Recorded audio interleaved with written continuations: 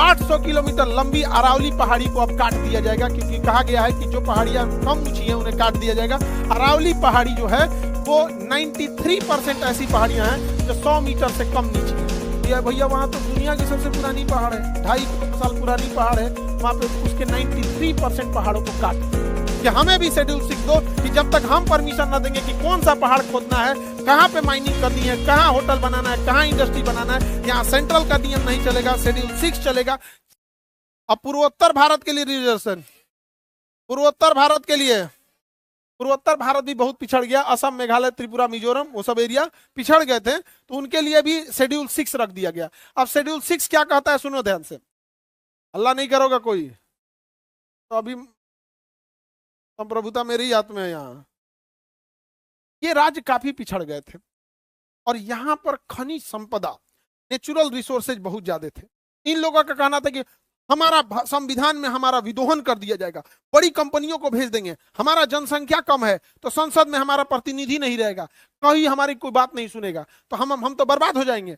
तब अंबेडकर साहब कहे कि ना ना ना, बर्बाद नहीं हो गया। शेड्यूल 6, शेड्यूल 6 मतलब अनुसूची 6, शेड्यूल 6 में कहा गया है कि जो जो राज्य शेड्यूल 6 में आएगा, असम, मेघालय, त्रिपुरा, मिजोरम, असम, मेघालय, त्रिपुरा, मिजोरम, असम, मेघालय, त्रिपुरा में, तो इस एरिया में किसी कंपनी को, किसी होटल को, किसी फैक्ट्री को, बड़ी कंपनी को अगर जमीन खरीदना है तो वहां के लोकल लोगों का नियम चलेगा, न कि वहां संसद का नियम या supreme court, high court, district court का चलेगा।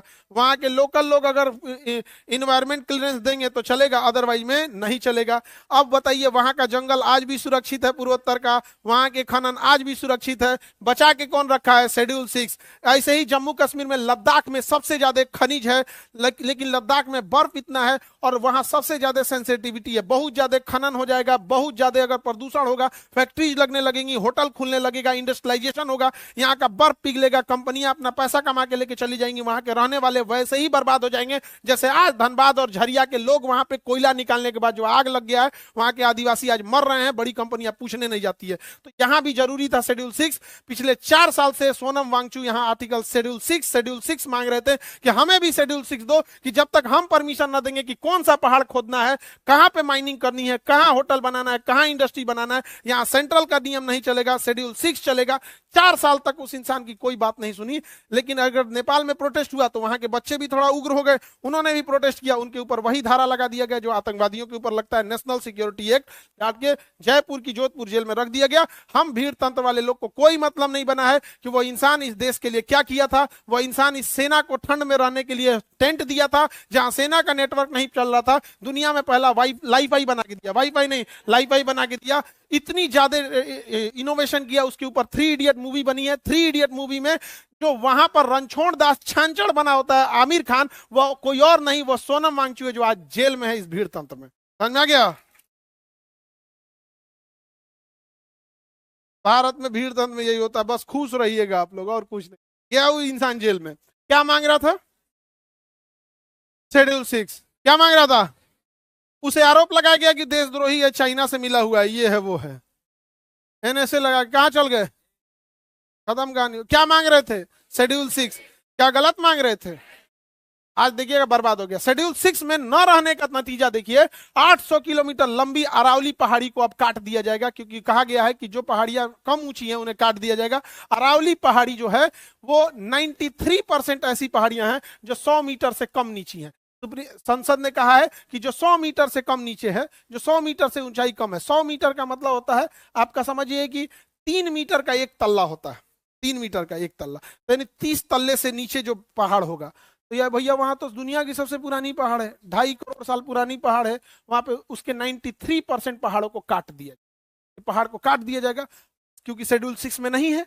अब वहां के लोकल लोग का चलेगा नहीं। अब इस थार मरुस्थल से उड़ने वाला बालू दिल्ली को बना देगा बालू का कटोरा, यहाँ सब ध्वस्त हो जाएगा। और यहाँ से उड़ने वाला बालू हिमालय पर्वत पे जाके जम जाएगा। हिमालय पर्वत पे जब जमेगा वह बालू तो वहां पे वो गर्मी को सोख लेगा। अभी पर्वत पे बर्फ है तो जो धूप आता है तो शीशे की तरह चमक के निकल जाता है, बर्फ कम पिघलती है, लेकिन बालू की जब एक लेयर आ जाएगी तो बालू बड़ी जल्दी गर्म होता है। भूजा भूजने के लिए बालू का यूज किया जाता है। जब उसके ऊपर बालू रहेगा तो बर्फ को तेजी से पिघलाएगा, यहाँ से बर्फ पिघलेगा, गंगा और यमुना में मिलेगा और वो अल्टीमेटली बिहार में आके बाढ़ लाएगी। लेकिन आर्टिकल शेड्यूल 6 नहीं है, हम लोग टुकुर टुकुर मुंह देखेंगे। ज्योग्राफी डिसाइड और इकोनॉमी, समझ में आ गया कि नहीं आ गया? This is geography. समझ में आ रहा है नहीं?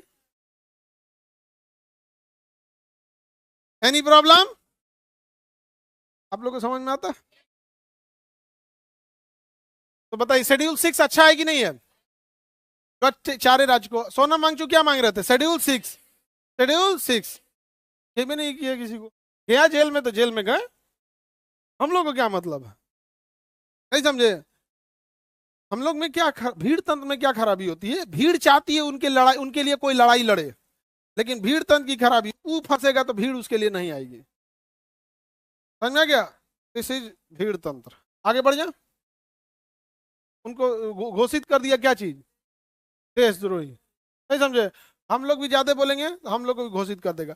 लेकिन फिर पब्लिक हम लोग यही कहेगी, अगर हमको कहा जाएगा कि पाकिस्तान की बात करता तो पाकिस्तान वाला खुद आएगा, या भाई उस सबसे ज्यादा हम लोग को गरियाया है। हमरा तो घोषित नहीं कर सकते हैं, और चाइनीज घोषित कर देंगे, चाइना का। एक यही प्लस पॉइंट है आदमी को। नहीं समझे? लेकिन ये चीजें सही नहीं। आगे बढ़े। अरावली पर्वत खत्म होने वाला है, पास हो गया विधेयक। पहाड़ कटेगा सब में बटेगा।